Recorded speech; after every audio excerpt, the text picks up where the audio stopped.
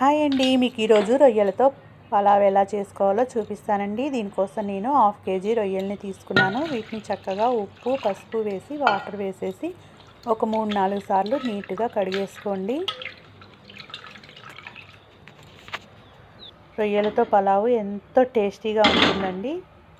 ఇప్పుడు స్టవ్ వెలిగించి దాని మీద కుక్కర్ పెట్టేసుకోండి. కుక్కర్లో తగినంత ఆయిల్ వేసేసుకొని మసాలా దినుసులన్నీ వేసేసుకోండి. దాల్చిన చెక్క, జాపత్రి, జాజికాయ, జీలకర్ర, లవంగాయలు, యాలకులు, బిర్యానీ పువ్వు, బిర్యానీ ఆకు ఇవన్నీ కూడా వేసేసుకుందామండి.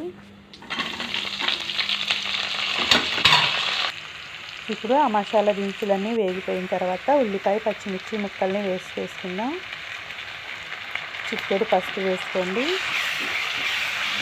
ఒక 2 స్పూన్ల అల్లం వెల్లుల్లి వీటన్నిటిని పచ్చివాసన పోయే వరకు మగ్గించుకుందామండి.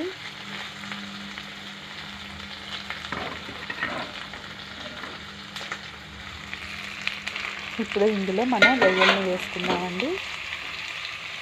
నేను 1/2 కేజీ రొయ్యలు తీసుకున్నానన్నాను కదా, ఇందులో సగం వరకు ఒక 1/4 కేజీ వరకు ఇందులో వేస్తున్నానండి. మిగతావి కర్రీ చేయడానికి పక్కన ఉంచాను. వాటితో కర్రీ చేసి మీకు నెక్స్ట్ వీడియోలో చూపిస్తానండి.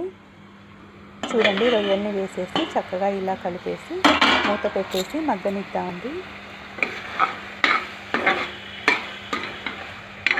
చూడండి ఎంత చక్కగా మగ్గిపోయాయో, చక్కగా ఉడికిపోయాయండి మన రొయ్యలు.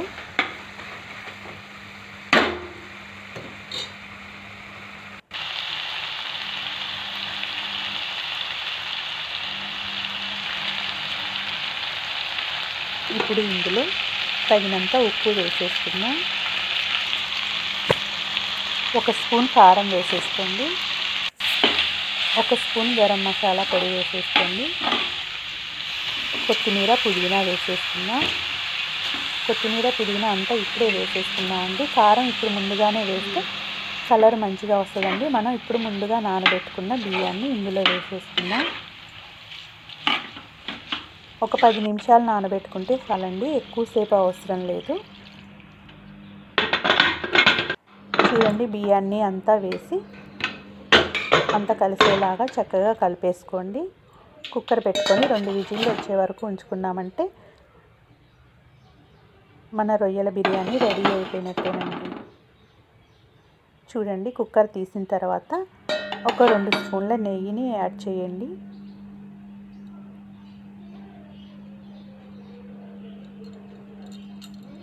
యాడ్ చేసేసి మొత్తం అన్నాన్ని కలిపేసుకుంటే ఇది పేరుకు మాత్రమే పులావ్ లాగా ఉంటుంది, కానీ అచ్చం బిర్యానీ టేస్ట్లోనే బిర్యానీ లాగే ఉంటుందండి. చూడండి, చక్కగా పొల్లు పుల్లుగా ఎంత బాగా వచ్చిందో, ఎంత కలర్ఫుల్గా ఉందో కదండి.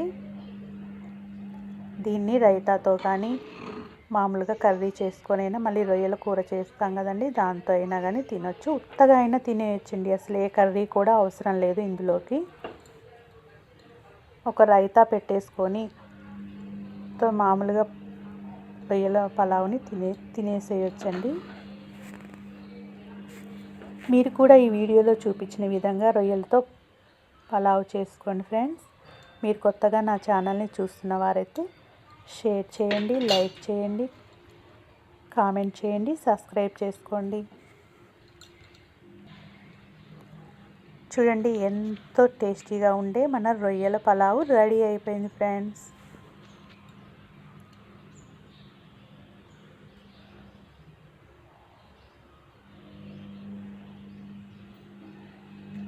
దీన్నే మేము పలావ్ లాగా బిర్యానీ లాగా తినేస్తామండి. దీన్నే బిర్యానీ అనుకొని తినేస్తామండి మేము. సేమ్ బిర్యానీ టేస్ట్లోనే ఉంటుందండి. ఇలా చేశారంటే మీకు అచ్చం రొయ్యలతో బిర్యానీ తిన్నట్టే ఉంటుందండి. చాలా ఈజీ ప్రాసెస్లో ఇలా చేసుకున్నామంటే చాలా ఈజీ ప్రాసెస్లో చేసేసుకోవచ్చు. ఈ వీడియోలో చూపించిన విధంగా రొయ్యలతో పలావ్ చేసుకొని ఎంజాయ్ చేయండి ఫ్రెండ్స్.